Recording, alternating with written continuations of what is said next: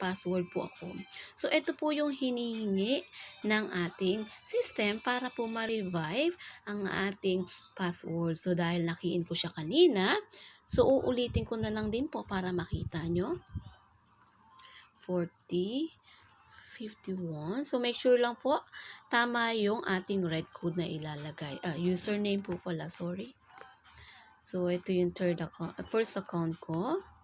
So, pag medyo marami na po yung account, mahihirapan na po tayo mag-key in ng mga password. So, kailangan po talaga nating isinusulat. So, hinihingi din po ang ating email kasi po dito po isi-send ang ating new password. So, hintay na lang. Your new login password has been sent to my email. Please check your email to continue with your login. So, i-check ko na po ang aking email.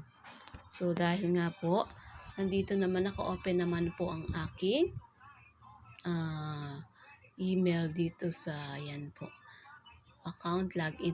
So dahil po naka-login naman po sa aking laptop, so login na lang po at nakikita ko po kung ano yung password na binigay nila sa akin.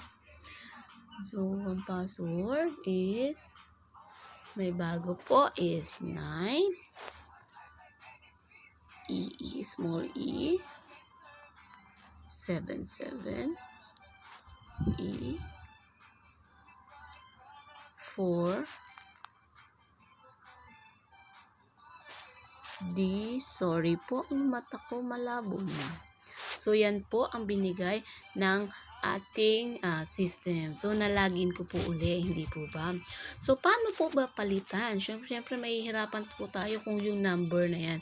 So, kailangan po naging personalize ang ating password. So, click po natin yung ating, nakita nyo po ba? Kinlik ko lang po yung may logo na Unify. So, ito po yung lalabas. So, change login password po. Para po, mas madali na nating ma-login. So, hindi natin kabisado. Sulat po ulit natin si 9. Yung galing po sa email. E77 E4 DCC 2. So, new password po na hiningi sa atin is yung ilalagay na po natin. So, sorry po, login. So, login. So, ilalagay ko po. So, any password po, make sure lang po may lowercase, may uppercase, at may password po tayo. So, lalagay ko na lang po yung same. Na matatandaan ko. Kung makikita nyo naman po yung password ko ngayon, is madali naman po magpalit. So, ayan na po. Login password successfully changed. That's all lang po kadali. Mag-change ng password in case po nagkaroon tayo ng problema. So, sa paglalagay ng ating password. So, ganun lang po ang gagawin natin.